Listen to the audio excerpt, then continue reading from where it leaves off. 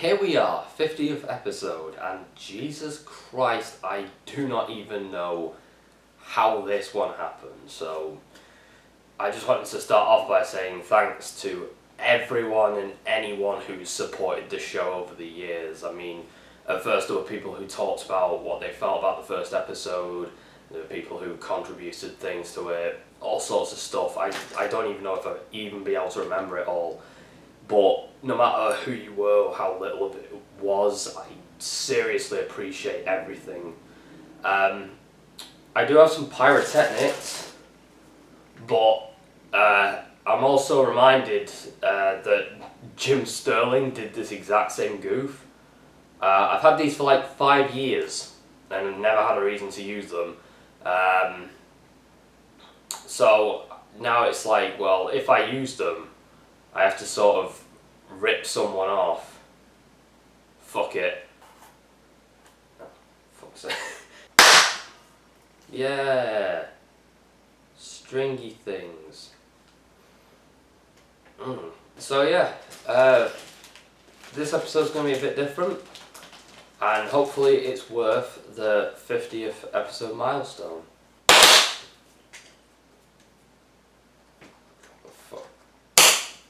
Yeah, look at that. That's what you pay to see.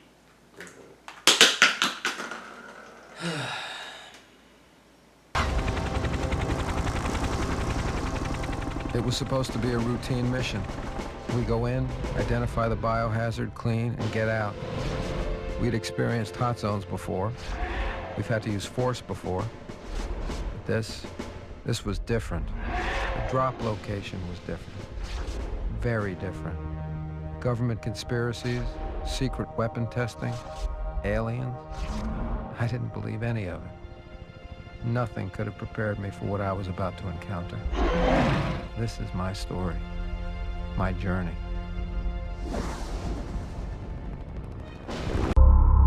I'm not gonna lie, my original belief as to how this episode would go is vastly different to how it is gonna turn out. Because, you see, I was expecting this to be a praise video, kind of like my Postal video, but the thing is, I haven't played this game since I was 13, and I had a bit of a different critical mindset back then. I was kind of in the everything adult is wonderful phase.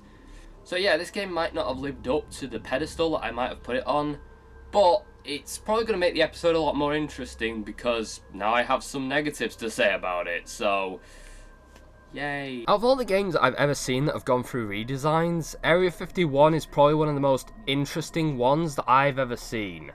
I mean, if you look at earlier trailers for the thing, you can see that they had a more gung-ho military vibe to them, and looked like typical shooty bang-bang affairs. What the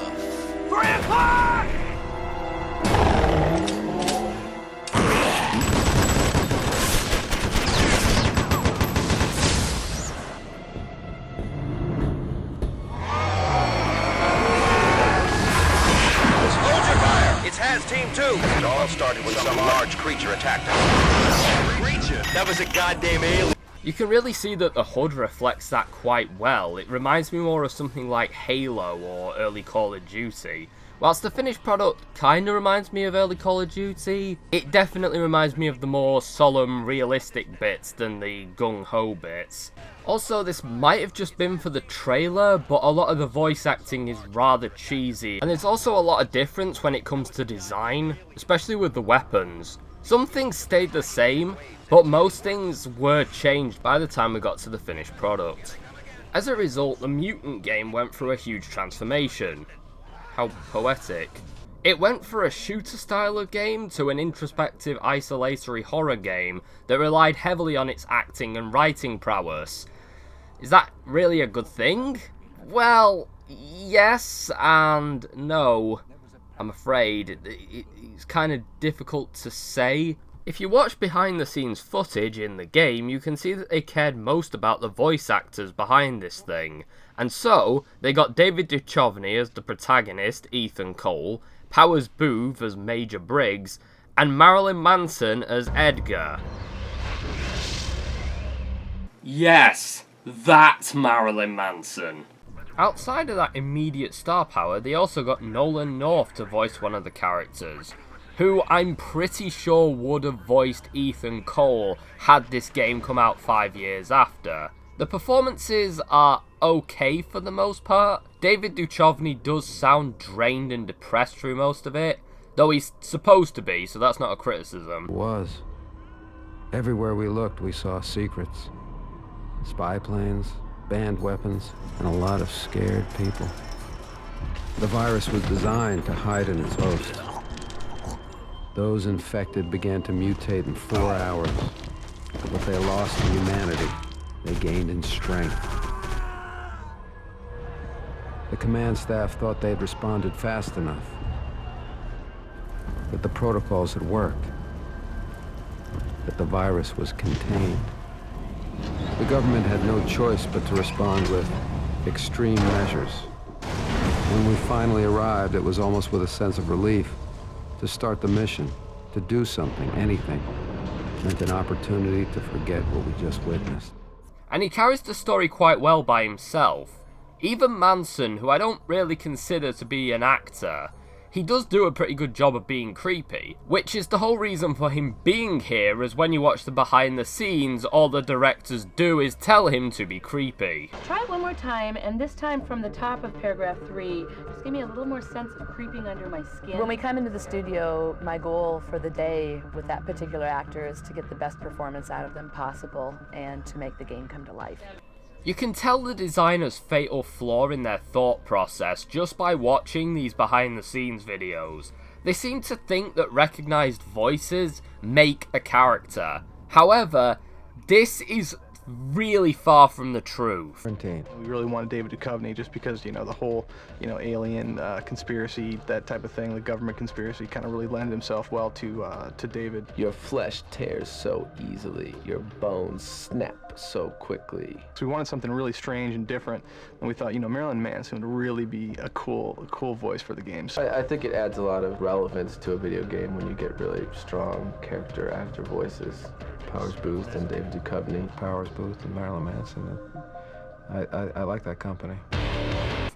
If you take a character like Kanji from Persona 4, who is voiced by Troy Baker, you don't really need to know who Troy Baker is to enjoy him as a character. This is because he's well written, with layers, and he's well performed as well by brilliant voice talent. The thing about Area 51 is that it is such a kind of like an urban legend. So what we want to do is be able to get not only script, but characters in there that can actually bring this to life, to make you feel like maybe this is true, maybe this is possible somehow.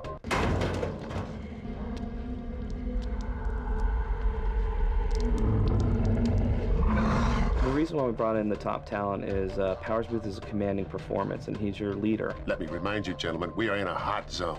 Marilyn Manson is a creepy alien. Are you comfortable being hunted? David Duchovny, I think we're all familiar with his prior roles as kind of the person who wants to believe in the conspiracy theories and aliens. By day 3, I wanted to punch him in the face. By day 7, I did. All three of them just kind of combine to form a performance that just makes the game an authentic, interesting piece of work. While Duchovny does an okay job as Ethan Cole, I don't feel like he sells it the same way as Troy does Kanji. There's no connection, they don't really become one. He's not really a voice actor, and I'm sure he wasn't really that invested in this thing. This isn't necessarily a unique criticism to Duchovny either. Just take a look at Ron Perlman in Turok, and how little of a shit he gave. Going back to what I said in my Shark Tale video, I'm never impressed by celebrity appearances in games, voices, or facial reconstruction. If I recognize the voice, then I feel the actor is in danger of overshadowing the character. A great example of this is Will Smith's portrayal of Deadshot in Suicide Squad. You have a clear portrait of what I mean if you just think about how Will Smith is so much bigger than the character in that film. Smith is too recognizable, so I don't feel like the character of Deadshot is brought to life in the adaptation. Smith is too charming of an actor to play such a gritty role, and he's not really diverse and flexible enough to make me think of him as anything else. Compare that to Neil McDonough in Assault on Arkham. Same character and same premise, but McDonough really brings the character to life. I didn't even know he was voicing the character because he did that good of a job on it. And as a result, there's more of a focus on trying to make a good character than the talent who's making the character.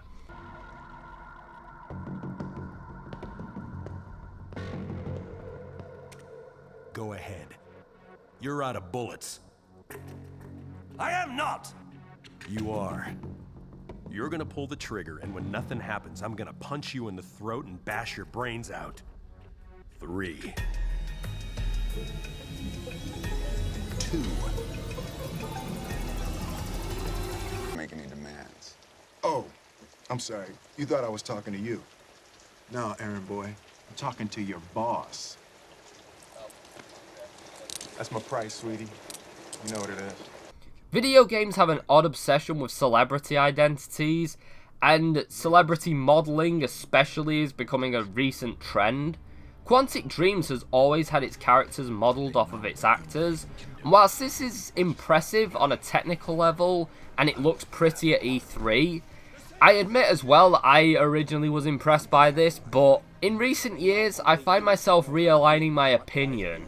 You see, part of the art of animation is character design, and I feel like making people look 100% like their real life counterparts who voice them, you limit as to what you can do greatly. It's just squandering potential. You get characters like Heihachi Mishima, Geralt, Gordon Freeman and such, and they're all specially designed to be characters.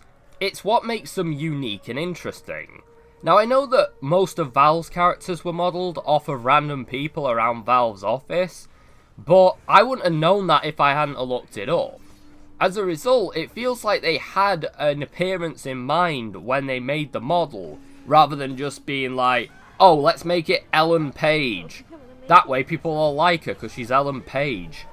With computer modelling, you can change a character's face to make them look like anything. You can give them exaggerated features, or even go as far as to make them look incredibly realistic to the setting. Say, have them with missing teeth, crooked nose, maybe give them a birth defect that you wouldn't get in the real world due to radiation or something. Gaming offers a unique perspective that mixes the realism of live action with the creative freedom that you'd only find in animation. As a result, I'm never impressed with celebrity voice casting. Marilyn Manson piques my interest because it's kind of weird, but that isn't enough to sell a character for me. Remember my kanji example before? I mentioned writing as a key part of the formula that makes that character work, and I feel that brings this whole thing to full circle as to why Area 51 really just doesn't work. Not the way it wanted to anyway. The writing just isn't strong enough. Everything from the opening to the lore surrounding the game feels juvenile. It's not like there's a lack of effort, it's more like a lack of talent, as far as this goes anyway. I feel as if they wanted to write a great conspiracy story, but they ended up with a mess that revolves around the Illuminati as one of its key elements. It wants to have an element of tragedy, where the protagonist is constantly mourning their dead teammates, but all of them have a lifespan of about 5 levels before they're unceremoniously bumped off. Nolan North's character gets his head ripped off on what's basically the first level of the game. Maybe if they survived for longer, it would have had more of an impact. It's not like the deaths are badly implemented or anything, as you see Nolan North's character die before your eyes, putting you in a rather helpless position where you can't stop it from happening. Your squad leader dies in a scuffle, and his death goes practically unnoticed because your last surviving member of the team turns into a monster and tries to kill you as well. You're too busy trying to kill your former friend to even notice that the other friend has died. These are good deaths for the setting, and the genre in general. They are traumatizing experiences that I feel make you sympathize with the character. However, due to the victims having no human dialogue, barely any screen time, and an insistence on focusing on establishing their character traits of nerd, sarge, and twat respectively, you don't really have anything to care about as far as them being people go. The frustrating part is that the closest thing that you get to this is an extra where Ethan reads a little eulogy reminiscing about their dead friend. I thought Ramirez was the kind of by-the-book military who resented babysitting a team of lab rats. But mission after mission, Ramirez proved he deserved our respect. Not because of the bars on his shoulder, but because he respected us and the work we did. He was our captain, and we would have followed him anywhere. These audio logs are my favourite thing about the characters, as it's the only time we get to know what they were like as people. However, it's still too little too late, and by the time you read them, you might have even beaten the game not even realising they were there. I actually forgot about them this time around. And even if you do find them at the appropriate time, they're already dead, so it doesn't really matter that much. That's really my biggest gripe with this game. Its pacing and its length. It wants to have an impact, but no element is in the game long enough to have any impact on you. So when it's taken away from you, you don't really care. Given that this game really wants to be Half-Life, let's compare it to that.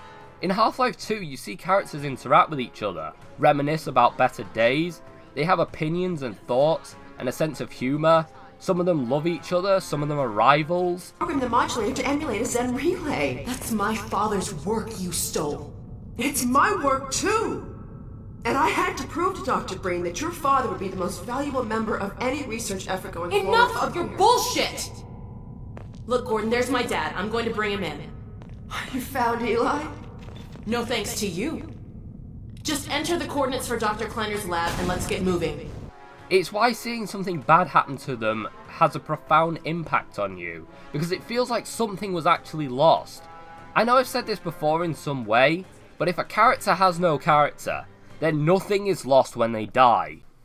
Another element in the story is that you seem to be a pawn in a world between two giants. However, you only really have the narrative's word that they are as big as they say they are. You don't really get to see their direct impact on the world. And when you do, it's just their names latched onto a random event, like the JFK assassination or the kidnapping of the Lindbergh baby. Hell, I'm pretty sure that in this game, Larry Flint had to be shot because he knew too much about Marilyn Manson stuck in his pickle jar. One of these default enemies is apparently Bigfoot, because why not at this point? And I feel like a story about conspiracies, like this one, should probably be ironed out a lot better than this. I know that a lot of things I've said thus far have been negative. Oops. Well, maybe I should balance it off with some positives. I'd say that this game's greatest strength is its aesthetics. Graphically for the time and system, it looks pretty damn good, and it has some good lighting effects as well, and level design to make the environment feel truly sinister and threatening, but mostly it achieves at being lonely. Loneliness is actually a central theme around this game, and it's a great one because a lot of people understand it. Did you know that when we sent a record into space with a song, it was actually a song that expressed loneliness? Because that was the emotion that we thought aliens could potentially understand. In this game, you're just lost and alone and dying throughout most of it, and it gives it a sort of solemn undertone. There's little to no hope for Ethan. Everything he knew is dead or was a lie. He goes deeper into the facility despite having no reason to fight after a certain point. His sole reason for keeping himself alive is that he just doesn't have anything else to do now. Survival horror in a game like Silent Hill usually relies on a player's will to survive, and I truly love that this game tries to take that away from you at every opportunity. Every single element of hope is quickly destroyed, and you're just left in isolation for so much of the game, doing your best not to die or lose yourself to the contagion. There are 4 strongly animated cutscenes in this game at 4 of its most important points. The first is in the opening, which does a great job of setting the scene and establishing the stakes. I definitely love the way the monster is established in this opening, and showing you its capabilities in full. It's mostly shrouded in fog or in darkness for the most part, and whilst you see glimpses of it, I do appreciate the fact that at no point it's just thrown to you in full. as the monster itself isn't really very impressive, but in this cutscene they make it really stand out. The second cutscene does a similar job of establishing some other elements, namely the alien soldiers. These guys are somewhat established as an intimidating Black Ops type, but I never really understood what they were. Maybe it's established in the lore that you can find throughout the world, but I personally never encountered anything that flat out told you who or what these guys were. The first time you see them, they just stare at you from afar before walking away, setting a trap for you both as you're about to leave.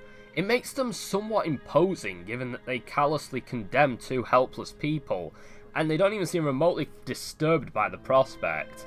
In the next scene you can clearly see what's coming, but because it's a cutscene there's no way of stopping it. You can definitely hear the relief in Chu's voice at this point. Command, this is Haz Team Delta. Come in. Haz Team Delta, this is Command. Go ahead. My team is dead. Cole and I are headed topside. And I definitely like the way that this scene is performed. At this point the bomb goes off and both of them fall into a pit of infected. Ethan awakes to see one of them feasting on his friend's corpse, which is one of many sobering sights that I love to see in this game. It's even better that it's followed up by the shock and surprise of him looking up to see another mutant is staring down at him, ready to pounce. You really get why he's paralysed, it's quite a realistic response to just freeze when seeing something unexpected that you've only just noticed. There's a cool effect here where Ethan's cells are shown to be mutating from the virus. I also love the sort of muffled scream because it's coming from outside. That's also a fantastic effect.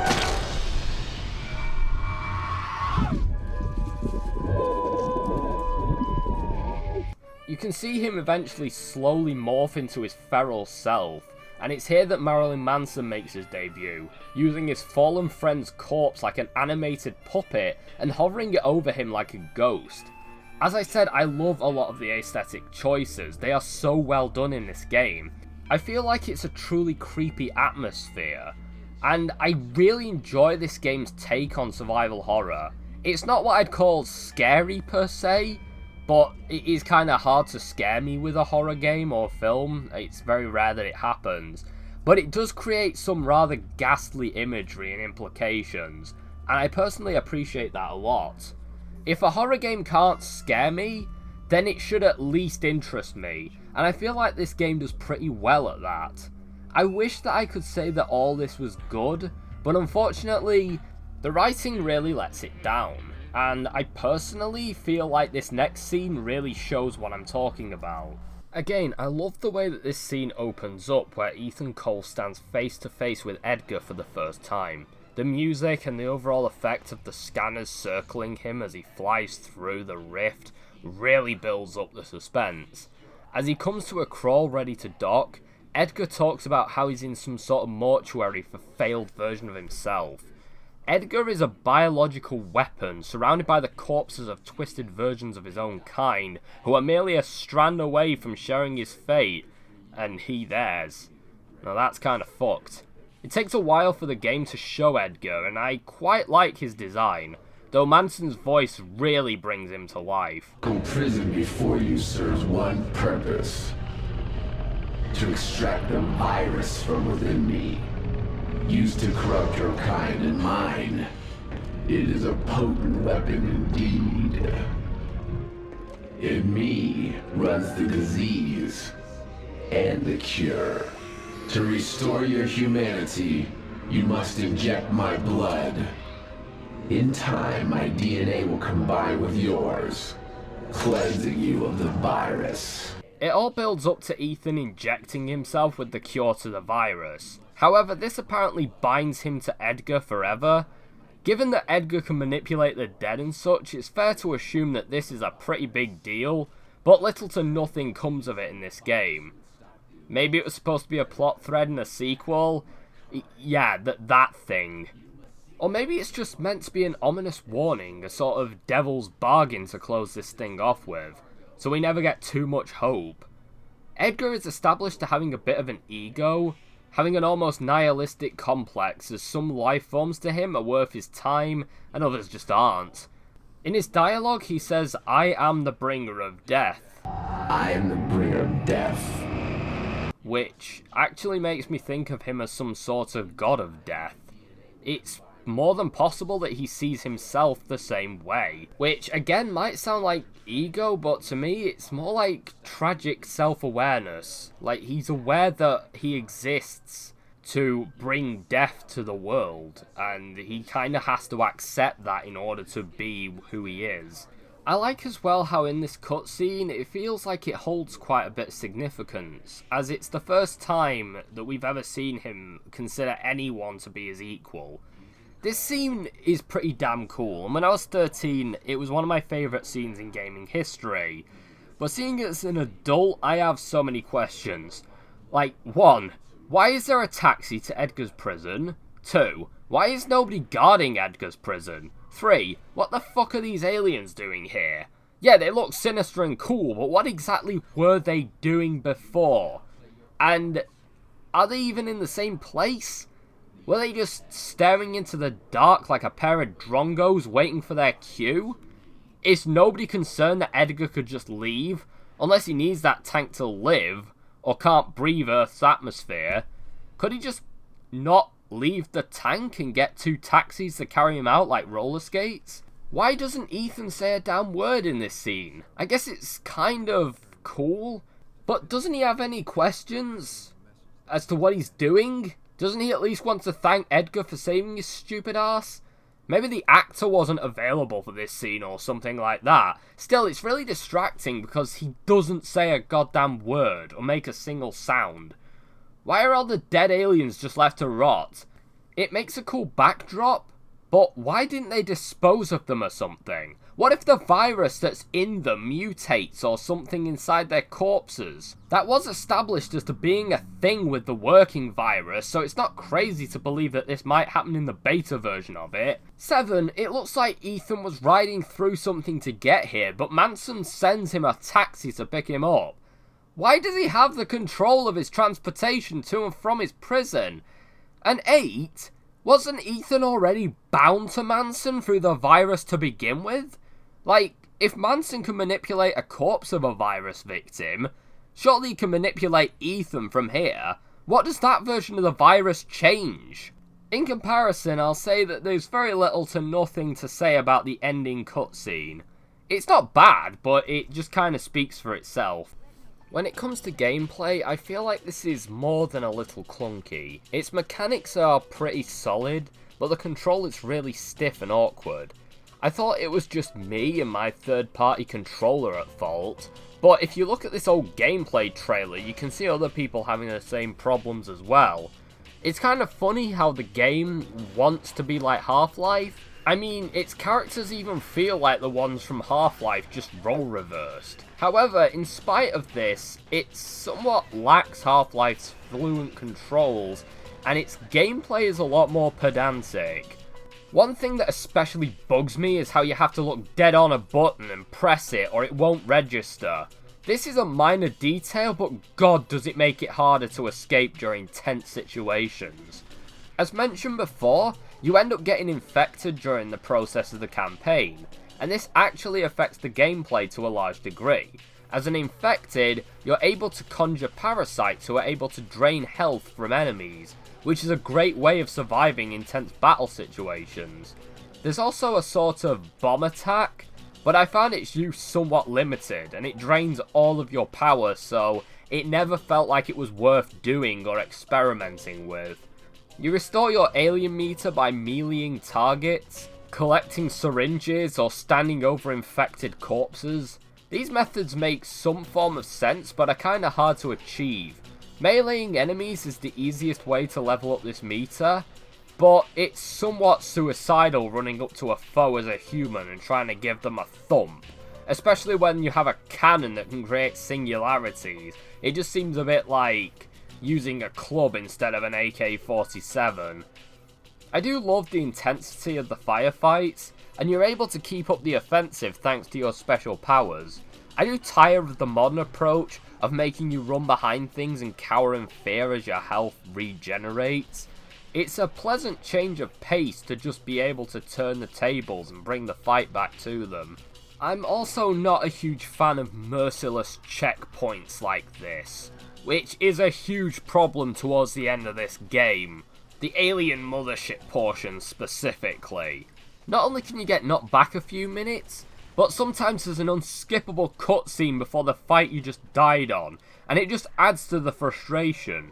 Having to sit through a minute-long cutscene to establish the enemy that killed you 30 seconds ago is just the ultimate definition of a fucking piss take. I mean, for fuck's sake, it's not like it's the first time I've seen a grey either, so what's the fucking point? You also get a scanner in this game, which you can use to annoy the ever-loving piss out of your comrades. And you're also able to find out extra information about your environment as well, which is something that I like a lot as a detail. You are a scientist after all, so it's awesome that the game doesn't forget that and uses the scanner quite a lot for you to get anywhere. Hey man, that's for field samples.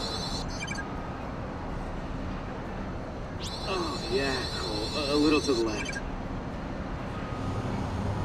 Okay, Scanner is for environmental we lost contact. Using the scanner on yourself after you've mutated adds a nice touch of Ethan's shock as to what the readings say. What's happening to me? I mean, it must be pretty surreal seeing a high-tech scan that tells you that you're barely even human anymore. I mean, I should know. I also love the way that the grey aliens observe you as you arrive on the alien mothership. They just sort of stare at you for a bit before slowly moving back. It's somewhat sinister and creepy, and it's one of the first points where you're in their presence within gameplay, making it even more effective. I honestly think that this is my favourite attribute about this game, its attention to detail. There's this one scene that I particularly love where you end up on the moon landing set, the set that they actually used to fake the moon landing in this universe. And we have acquisition of signal. Bowels 15. Houston standing by.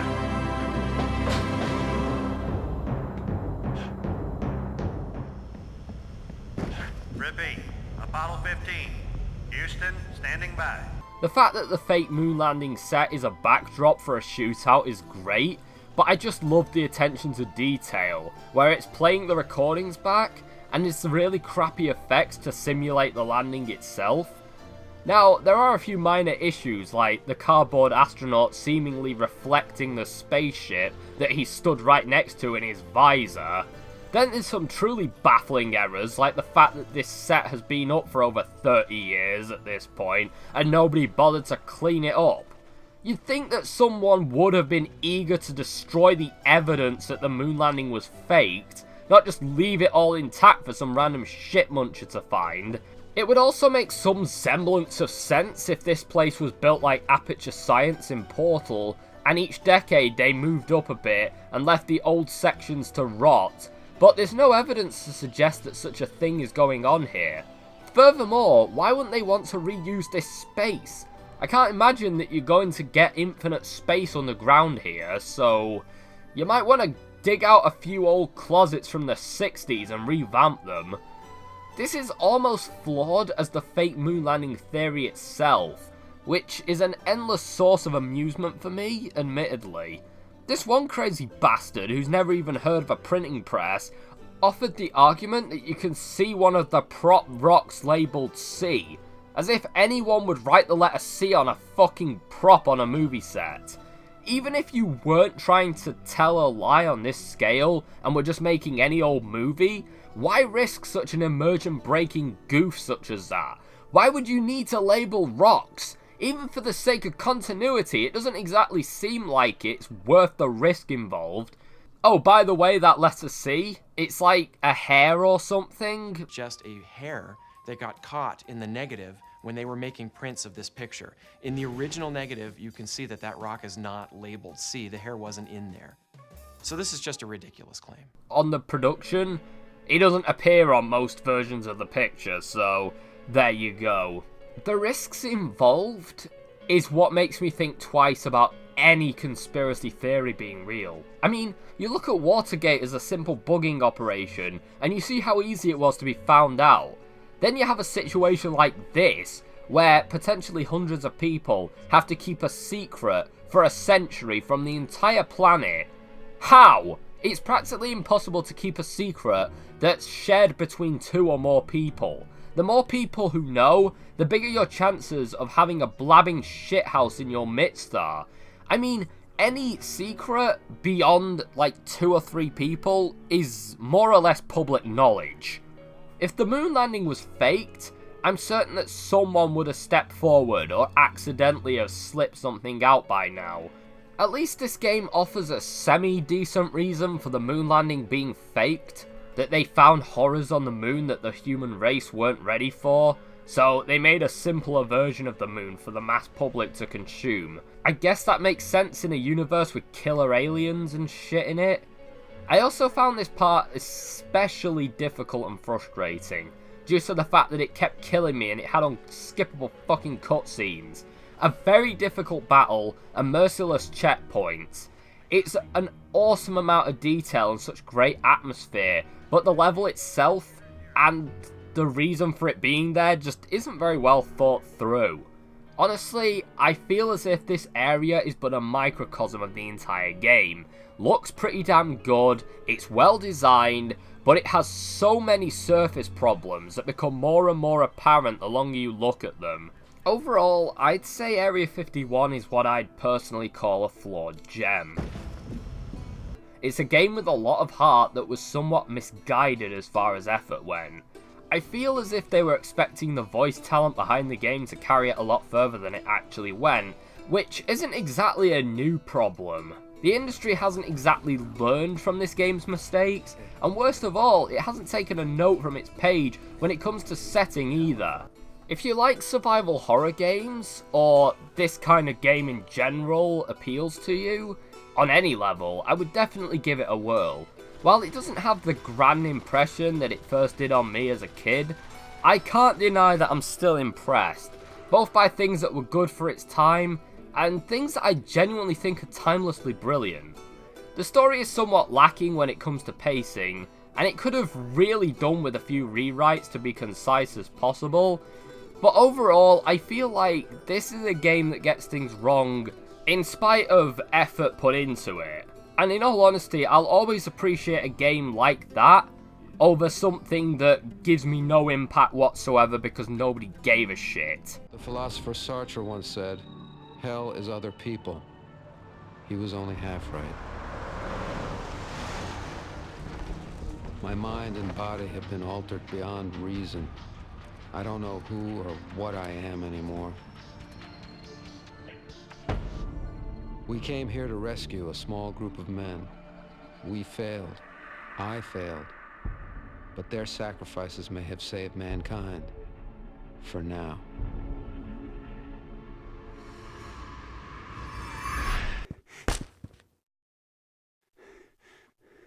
There it is. Area 51, where they keep the aliens. We're all gonna climb over that fence and rush them. They can't stop us all.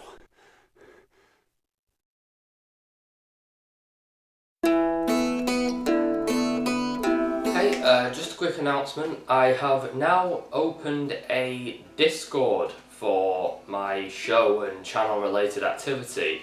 I'll put the link to it in the description, which should be fun. So far I've only got a channel for suggestions and other things, but if I think of anything else or anyone suggests anything good, I can always add it. So yeah, if you have Discord and would like to subject yourself to it, then go right ahead. Toodles.